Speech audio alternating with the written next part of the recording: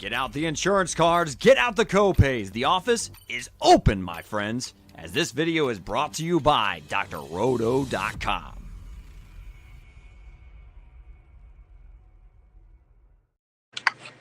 Oh, well, good afternoon, my friends. It is I, Johnny Danger, along with me, Mr. Adam White, and we are In the Cup, brought to you by drroto.com. Sir, how are you?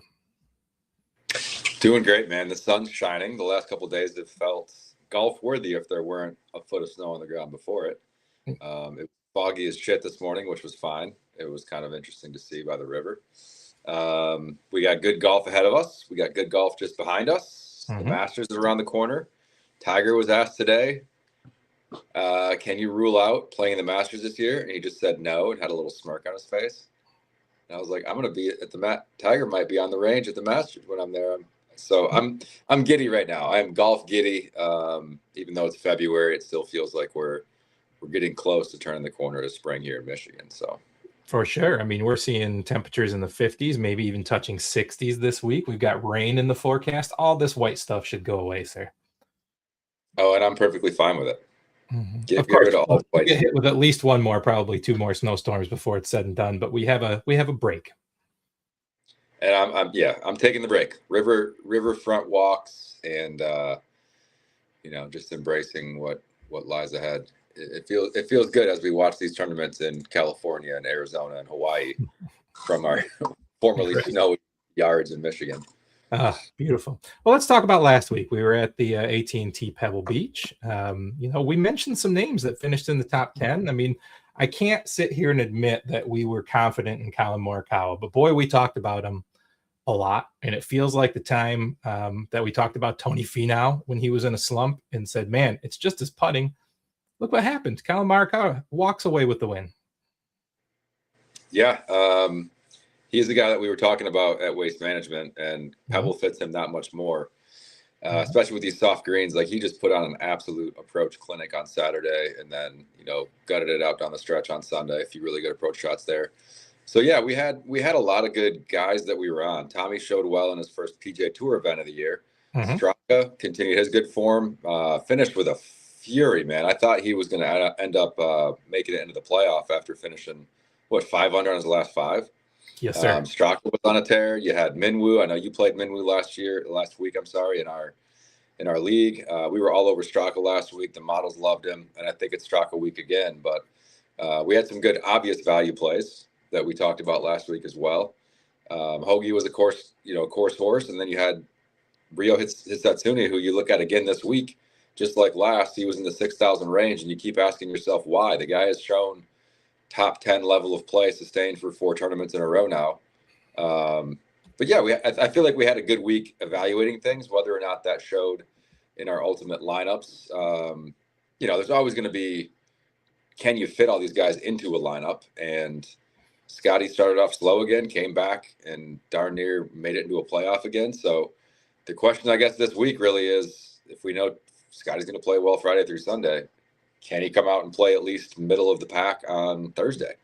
And the pack is smaller this week, so I feel good about what we did, who we were on last week. I think we can learn from it for sure, and let's move along, man. I love it. So we have moved over to the Genesis Invitational. We're at Riviera Country Club, California. Gosh, Adam, I saw on the Golf Channel earlier today a little preview of the course, and it's beautiful out there. Absolutely beautiful. It is. Riviera is probably my favorite non-major rotation or Augusta course on tour, to be honest with you. I think it tests every aspect of your game. It doesn't necessarily eliminate your shorter hitters. Shaping the ball is a priority out there. It's a great test of golf. Torrey was nice because you're to a course that's not going to be a birdie fest, and what kind of guys are going to go to the top. But it kind of, the way I like to think about it is, it asks you the same questions over and over again at Torrey. Can you hit it long at the fairway? Can you hit a mid to long iron to the green? And it's a different challenge at Riviera. The course is beautiful. We missed it last year because of the wildfires in the LA area. They had to move it to Torrey, so we got to see Torrey twice last year. That makes me all that much more excited for this week. I think Riv is an historic venue. It could easily host a major at a drop of a hat at any given time. And you got all the big boys there. So it's a field of only 70 players. So I think it's cut to 54 in ties after the first 2 rounds. So there is a cut, but it's not taking as many of the players out as normal. But you're going to see a lot of 6s this week, even though there's a small cut. There's not, I mean, unless there's mega chalk that's down there in that bottom 16 or 18 guys, you're probably not going to see a lot of guys miss the cut that are highly owned. So no, the course itself, though, we got a par 71 this week just to get to a little bit of a breakdown. I mean, I was just looking at the course differences, Adam. We went from a course playing just under 7,000, I think, last week, or maybe just at 7,000 to 7,300 yards on this one.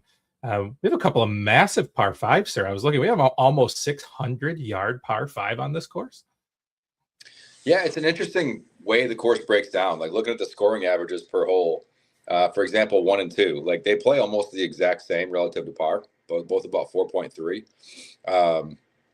So you got an easy par 5, difficult par 4, medium length to short par 4 on number 3, and then really driving becomes paramount after that. But yes, a couple of long par 5s in the back 9. I mean, if you're not at 600 yards these days, it's not even a crazy long par 4. We're just in that era where guys are hitting it so far. Like we were just talking about the U.S. Open coming up at Shinnecock. You're going to see par 3s at 250, par 5s at 620 to 650. Like that time is just coming. But this course, it really is a true test of all aspects of your game. You do need to drive it straight. Weather forecast and also weather leading up to this week. It has been rainy, so the course is going to play soft. I'm hearing a lot of chatter that's going to bring in the long bombers and make them that much more favored here, but I disagree. On the approach play, the reason this course is always favored your guys who can hole putts from 10 to 25 feet is because it's very difficult to hit the ball close to the hole on your approach shot. So everyone's kind of putting from that same range for birdies. With the greens being soft, the longer hitters are still going to hit it out there and they'll have a shorter club into the greens, but that brings shorter guys in like iron specialists such as Morikawa and JJ Spawn, some of these guys that aren't super long, and they'll be able to get the ball just as close with a 7-iron because of the softness of the greens as your longer hitters will with a 9-iron or a pitching wedge. So it may play a little more like the U.S. Open last year, just as far as what skill set can rise to the top. It's not going to lead just to bombers, in my opinion. I think it's going to be a wide range of ways you can get to the top. Number one being approach play.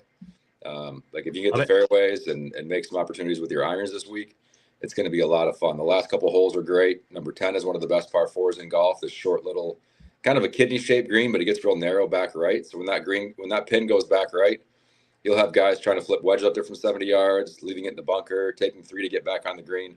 You can see some birdies. You can see some triples. So it's just a cool course, very historic.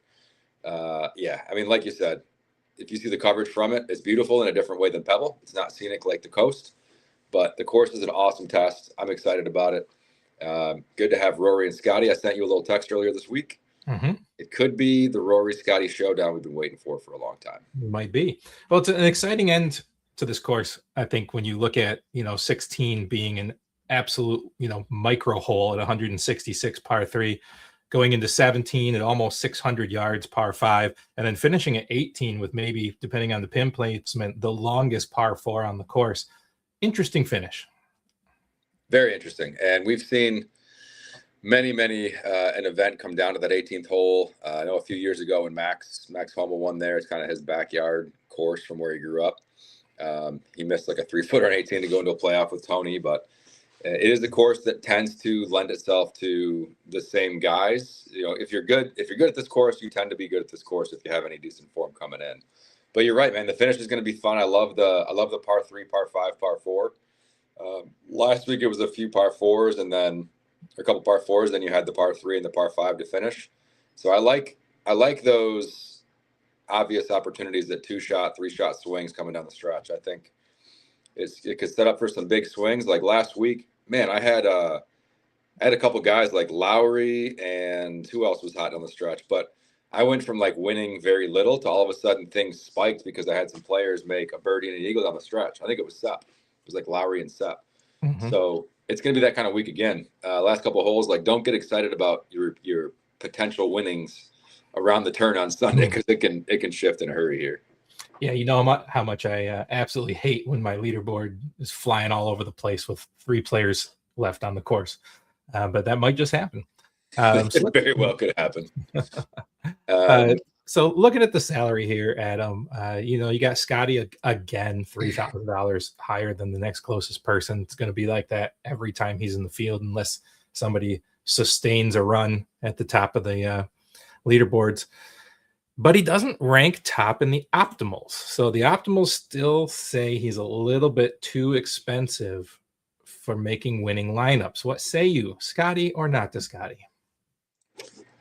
I think it depends on the format, but overall, I sort of agree. I think there's just a general consensus that Scotty will figure it out on this course. He'll figure out his first round issues.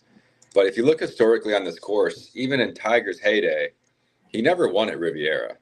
Scotty hasn't played particularly well here in the past by his standards, and Rory hasn't won here. He's been up there, but it's not a course that really lends itself to the elites using their elite skill set to separate. So I think it's going to be a ball striker's paradise, but there's a lot of guys who can do it tee to green here.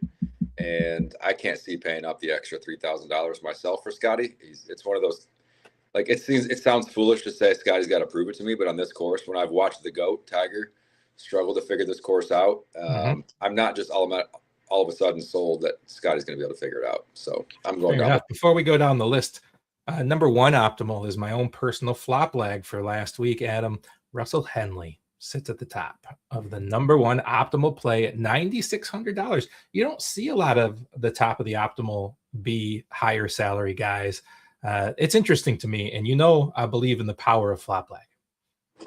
You do. And last week there was some Sam Burns flop lag, some guys that struggled the week before. We had Colin Morikawa flop lag because we were way more on him the week before. I mean, we're at Pebble. Yep. And I could see your boy Russell. It's not the direction I'm going. I don't consider him the best play in the 9K range. There's just some guys that have been playing great golf and really can separate with their approach play. Like Russell, when you look at some of the closing holes, you got a 487 par 4 on 15, a 500-yard par 4 on 18, 480 on number 12 down the stretch. And you got some longer ones on the front 9 too, in 2 and 9. So Russell's the guy that I expect, if he plays well, I just don't see the ceiling there for him to truly contend into Sunday. Just a little bit too short and low ball hitter for my liking. All right, fair enough. All right, this $10,000 range is very, very short, my friend. It's Scotty, it's Rory, it's your boy Tommy. You told me about Tommy. You told me to play Tommy. I didn't play Tommy. I should have played Tommy. Is he back in play this week? I think Tommy's back in play every week on tour this year. He's in the last 50 rounds. He's actually better from a strokes gain perspective relative to Rory. He's number 2 in the world behind Scotty. Strokes gained per round on the field. So he's at a two strokes per round game, which is an absolute elite level. He has not overtaken Rory in the minds of most fans or most DFS players, but in my mind, he is right there neck and neck with him, if not a little bit better. So I think he's a perfect place to start any cash or tournament lineup. Just such a high floor as well as your high ceiling, and you can really pair him easily with somebody in this 9K range, such as Morikawa, who just won last week and showed a lead approach play. Hideki's on a roll. You got to love that. So I like Tommy in the upper range. Rory was incredible last week, with the exception of like 4 or 5 holes. And then he had a couple doubles and some really terrible putting woes. So this, to me, is not a place that you find it on the greens. And he looked pretty lost the first few rounds out there at Pebble. Found it on Sunday, but I'm starting with Tommy, and I feel really good about that. I mean, I love the simulations. The simulations, you could have just been reading right from my screen. Tommy's got the second highest floor, right behind Scotty. He's right there in the top, probably 10% of optimal plays, according to the computer. And I've got him as, I think, the 5th or I got to know. I got to know now. I was going to guess, but I'm just going to click the button. Why guess when I could know? 1, 2, 3, 4, 5, 6, 7, 8, ninth highest owned, which I actually find excellent if you're going to take a 10K guy and there's 8 people higher owned above him. Yeah, I mean, sign me up for that. That sounds like an even more enticing way to start. Just looking at some of the guys in this 9K range too. I was looking at Cantlay as a guy who I'm like, oh, he's a consistent player. Like, not consistent as I would have thought. I was talking myself into him, just kind of in my own head, going through some things driving earlier, and I looked at his salary. 9,300 is a little bit too much for me. We talked about how, and I'm going to transition down to the 8K range a little bit. Like, Cam Young hasn't shown it. Victor pissed me off as my one and done last week. I love Victor. I'm not going to say he's dead to me, but I'm going to say he's a little bit too in his own head as far as his swing. He's playing swing. He's not playing golf right now. Well, I have to tell you, the models hated him. I ridiculed you when you told me that's who you picked. And I said that if you were right, that I would rename the show Adam versus the Machine. But the Machine was right. And I'll tell you, they've got him. They've got this nice boom or bust tool over here at DFS Hero. And all the top guys are in double digits booms, 10, 15%. Golf is tough. It's not like football. They've got Victor at 1%.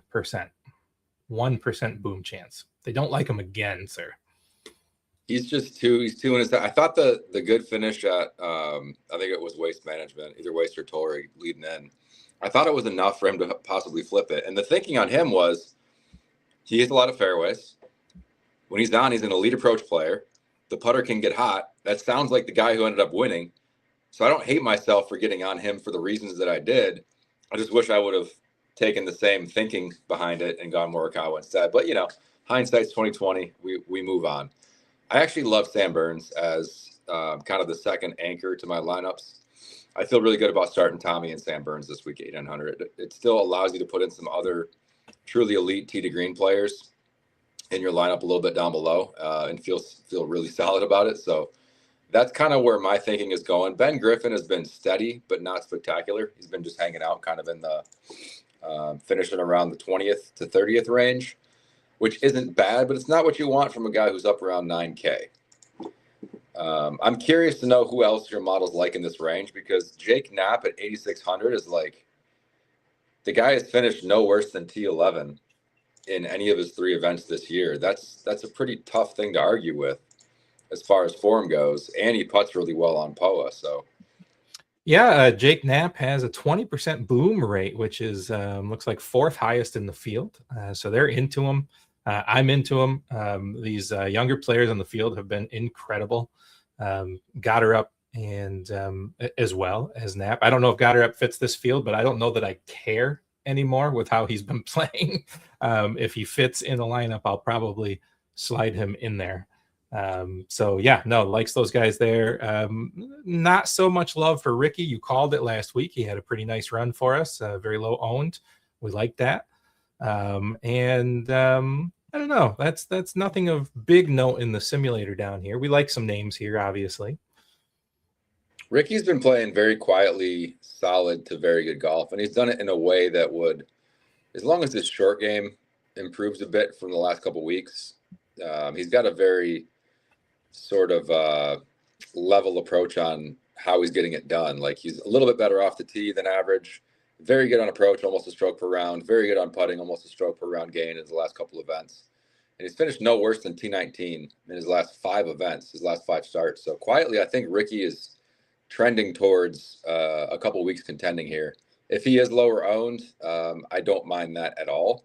Not sure he's got great course history here, but you've also got a guy that's had great form recently. I've been on him the last couple of weeks. But Matty Fitz, he had a phenomenal week on approach last week, a very good week, not quite as good, but very good week at Waste Management on approach as well. And he's gaining over a stroke per round on the field off the tee. At a course like this, and it's kind of a thinking man's course, the angles are very important. Being able to work the ball into these pins and, not put yourself at risk of being short-sighted is very important. So Matty Fitz is a guy that I look at 8,400. I mean, he's finished in the last 2 weeks, 9th and 14th. Uncharacteristically, he lost strokes around the greens last week. I would not have batted an eye if he was $500 to $1,000 more expensive. Like, would you have been surprised to see him at $9K instead of Victor, and Victor down at 8,400? Nope. I mean, you could have been surprised by that. And you know what? I'm honestly a little surprised that we see Sepp Straka at 7,800 with how good he's been. When you can take a guy who's been competing several weeks in a row and get him at under 8,000, I mean, he's going to be owned a lot. He's going to be 18% owned, 15 to 18% owned. That's going to be pretty chalky, but $7,800 opens up some other spots in the lineup where you can spend. I also like just, you know, based on my simulator range here. Pretty big fan of Justin Rose again. We slept on him a couple of weeks back, and $8,000. He's consistent. I don't know how he fits the course. That's what you're here for. And then, you know, you go down a little bit further and you get some pretty nice rankings at 7,500 for Bhatia, who, you know, that I enjoy watching play. And then, of course, the simulator every week has been begging me to play Ryan Gerard. Yeah, Gerard is a flop leg candidate, but yeah, Akshay, he's been great on approach the last couple of weeks. He kind of fell apart coming into Sunday, like the back nine Saturday into Sunday. A lot of pressure on a guy who's 5 strokes up heading into turn on Saturday. It's kind of an unprecedented situation for him, so understandable that he fell off. Kind of like we talked about, I just kind of expect him to dip this week. Relative to the last couple of weeks, he can be a pretty volatile player, so he started to lose it over the weekend off the tee. I don't necessarily expect him to contend again, but I wouldn't fault you for playing him. There are reasons to do so. The couple guys that I was curious to see your thoughts on, Gerard he's a great approach player, so long-term stats, he's gonna look good at most courses like this where it's very, very big on tee to green. I think this is a great week for Cootie to bounce back. Like, it might be one of those times where the industry sort of thinks he's ready to peak. He finishes T10 at Waste Management, and then we forget about him after Pebble, and he comes back to a course which is much more suited to his game. He's a longer hitter, hits his approaches very high, and he can get hot. So I think it's a perfect time to hop back on Cootie. Gerard, I wouldn't hate you for, but Cootie's the guy that I love here in this low to mid 7K range. I just love his skill set. Yeah, I mean, I from our first show this year where I asked you who he was to every single week since then, I've been a fan, and he's been in several of my lineups. So I like that guy. How about a guy a little further down at 7,000 flat who has competed in the past? We haven't talked about him much at all, but he's one of the lowest owned projections in the field, which sometimes you tell me there's good reason for that. But Wyndham Clark, his simulator numbers are okay. They're not the best, but they're okay for 7,000. But they've got him projected at under 3% owned. Is there a reason? Should I fade that? He was really bad off the tee and on the greens last week. Not that always carries over to the next, but approach play was good. He's been very volatile. He's not a guy that I typically find myself on. However, at a course like this, he does make a lot of birdies. If he can find it on the greens, you know, I could see him spiking. Let's put it this way: if I was playing 150 lineups or 150 entries in a GPP, if he's at 3%, I would put him in at 10 and feel pretty damn good about that. Yeah, fair enough. You know, we keep talking about when Coco gets hot, we want to beat the curve to it. He hasn't shown it yet. I know we're going to jump on at some point. It's not this week, though. I see from your head shaking. Not this week. He pissed me off so bad last week. I mean, I only had him in a few lineups, but I was playing a bunch of like qualifier satellites for the players, and did win a ticket, but Corey was not in a lineup that won the ticket. Just absolutely did what Corey does sometimes. Like, sometimes he'll just bore you to death with, you know, 14 pars, 3 birdies, and a bogey in a round, and you're like, dude, I need more than you out of that. The leaders are at 20. So yeah, not on Corey yet. I'm kind of in wait and see mood with him. I want to see what he does kind of through Texas leading up to Augusta, because he does play Augusta well. One guy I do like that we haven't talked about, I don't think, once this entire year, but historically a very good driver of the golf ball and a very good putter. We've talked about how if you can separate and make a lot of putts in that 10 to 25 foot range, it's that kind of week. Very good driver, showed some approach play last week against Taylor Pendrith at 7,200. He is sort of my under the radar pick. Had a great 67 last week on the final round at Pebble in those conditions, and I think he could very well continue that good form into this week. Fair enough. Sitting here looking a little further, we see some of the darlings of our simulator so far this year: Sahith Thegalia, Jacob Bridgman, Rico Hoey, all in this 6,000 range. It's not bad to go take one. I don't mind it. I don't know, man. I told you earlier this week when I created our family contest, it felt really easy to build lineups this week. Am I being a little too dangerous ignoring the lower priced players because I think I can do so well in the middle? Probably, because I think most people are going to gravitate towards starting with Rory or Tommy, working their way down to some mid-range players, lineups they feel good about. But you definitely have some legitimate value down here. Now, we tried the Scotty Rory thing. That's not doable this week. It's not happening. But Rory Tommy could be. Even Scotty Tommy gets a little bit okay. Nope, it doesn't. You're wrong. Super ugly, but yes, I do think there is viable value down here in the 6K range. Sahith should not be where he is. He finished top 10 at this event 2 years ago. The last time it was held here. Bridgman just contended last week. Rio, tell me a guy that just finished 6th back in the fall and then followed it up with, he's finished 2nd, 10th, and 8th in his last 3 events. Last week, in a field that was very similar to this as far as strength, but less players, finished T8. I don't know, 3 straight top 10s doesn't sound like a $6,800 player to me. Young, talented, also sounds like a trap, sir. I don't know. It's like he's up there in my mind with Jake Knapp and the guys that we've seen kind of week in, week out, just bringing it.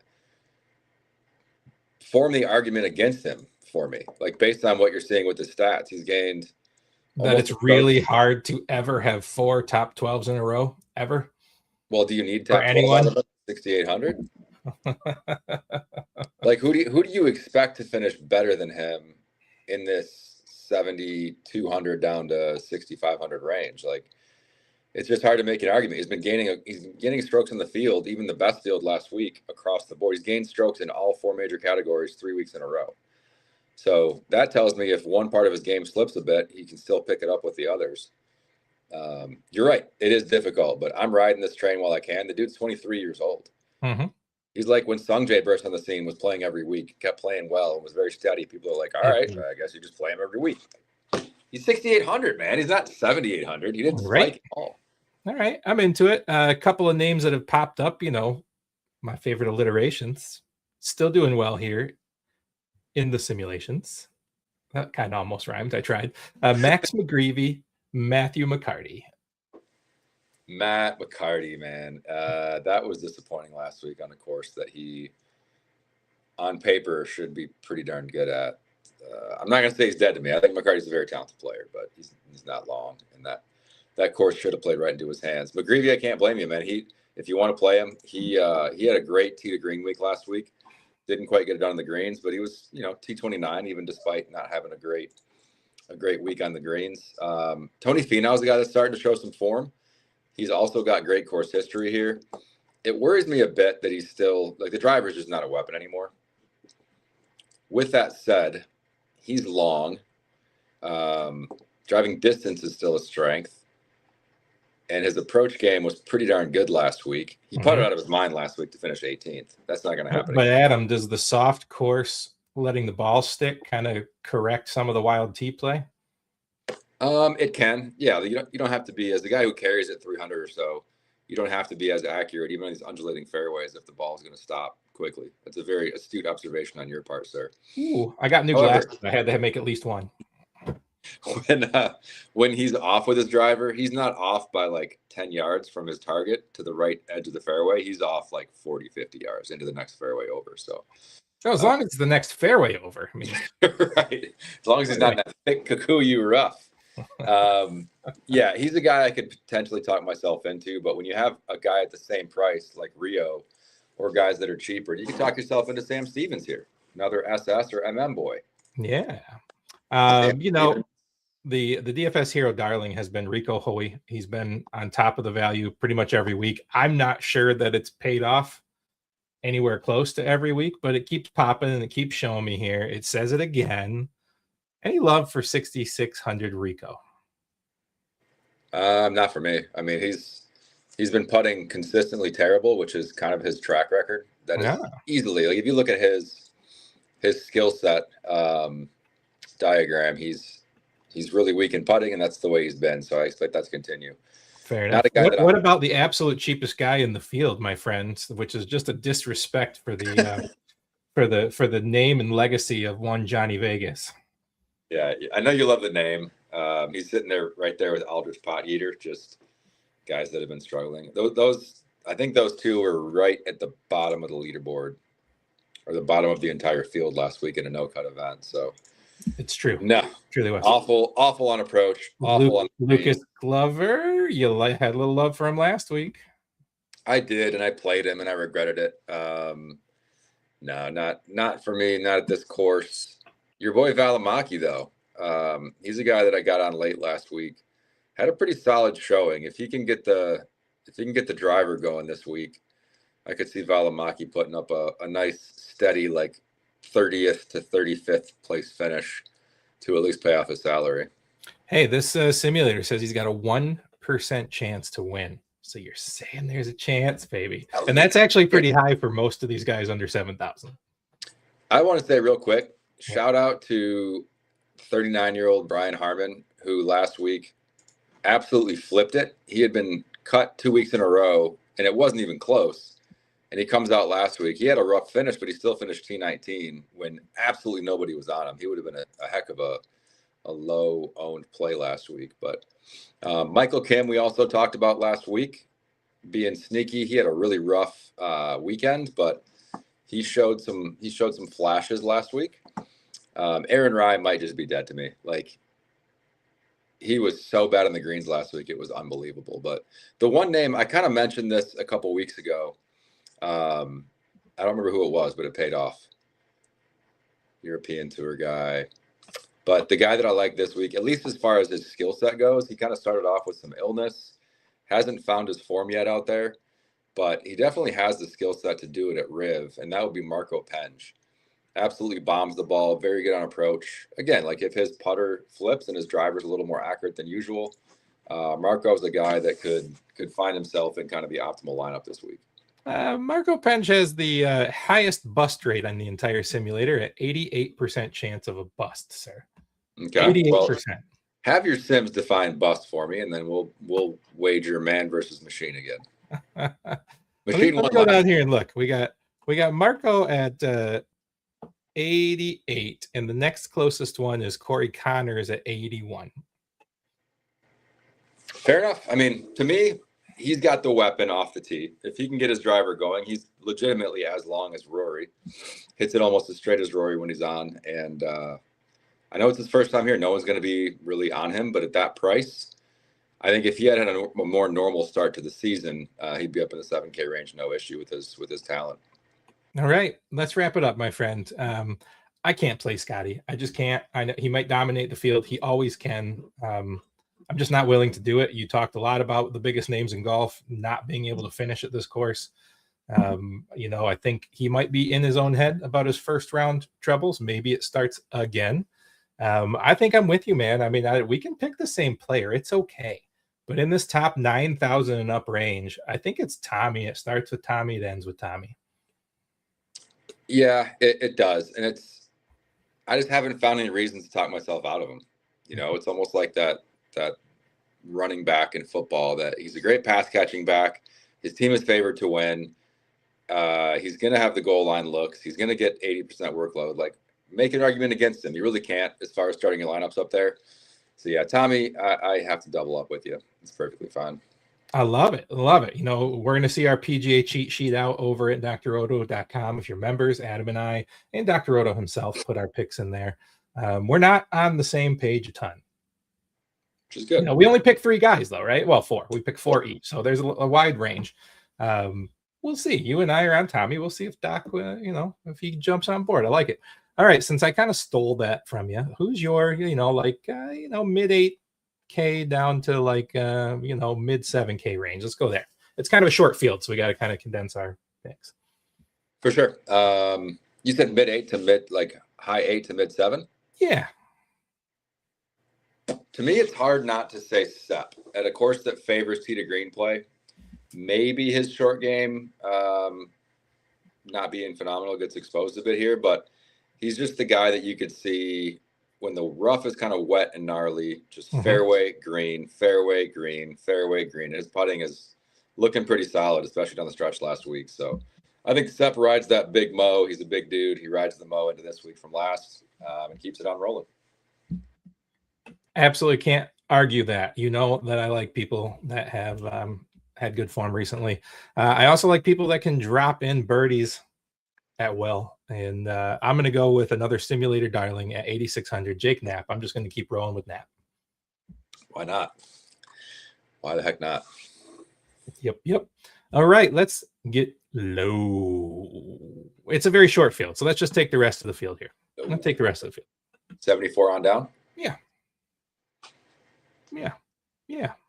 You go first? Oh, I think I could do that. I think I'm going to go all the way down, sir, to 6,900.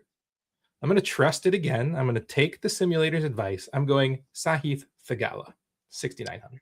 Love that one. He was in the two that I strongly considered. If we were going below 7K, that was my guy. Since we're going 74 on down, going back to Cootie to bounce back, to contend. I don't know, man. I think I'm going to put an outright on him because his odds look really good. He's shown that he can bring it. 1 week last week at Pebble where his skill set isn't necessarily favored. I am right back on him. Let's go Pearson Cootie.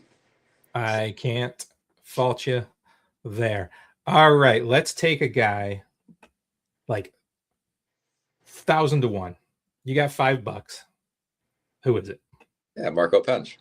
Marco Penge, you're out of your mind. Okay. All right. Again, if you hit Marco Penge, we'll change the name of the show to Adam versus the Machine. You said 1,000 to 1, dude. There wasn't a lot of options. Well, I mean, I was just making that number up. I don't know. How many times did he win last year? I don't even know his name. So. Three wins last year. DP World Tour, 3 wins, including. I don't pay attention to the World Tour, sir. I don't watch minor league baseball either. Not sure those are comparable, but how about for you? Anybody you got? I just wanted to see your face screw up a little bit when I said that. All right. I gotta stay with the simulator. I gotta go with a guy I mentioned earlier, 6,500. If I'm going low and taking a dart pull, it's Max McGreevy. Yeah, can't fault you there either. All right, I love it. Who you going one and done this week, Adam, so I can avoid him? Oh man, I think you bettered me last week. I'm at the point now where it's been no, I did not. I'm at the point now where it's been so bad that I'm like, do I save the good guys for the next segment? Like, I'm not gonna. Obviously, you're playing for the ultimate win at the very end, but I'm starting to look at guys that are not quite as highly owned, maybe guys that I probably wouldn't use normally in a signature event. I'm looking pretty hard at Matty Fitz this week. I like the way he's trending. I don't expect him to be super high owned with the elites in this field. So yeah, I might go Matt Fitz because I'm probably not going to play him in any of the majors. Probably wouldn't play him in a signature event late in the year, like Harbor Town maybe. Would you play that after the Masters? I'm strongly considering it. He's been on a roll. I think if he cleans up a few of the mistakes, he could see himself contending. Fair enough. At first I was thinking about going back towards some guys up at the top that I liked, trying to spike a win. But again, it's 31 weeks. There's no hurry for a win. I mean, you got to get a couple. But I don't know. I think I might go off the board and go. I go with a guy like Gerard.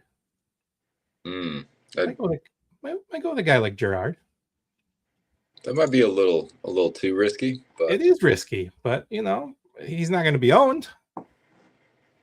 True. Not a ton. I mean, I kind of like Cantlay here. I'll see how the rest of the week pans out. But I like Cantlay too. Big money. I mean, top 10 winning check for the entire season. So yeah. All right. Well, in. I'm going to factor a few different things in. Maybe I'll use Tommy up. Who knows? Maybe not. I wouldn't hate it.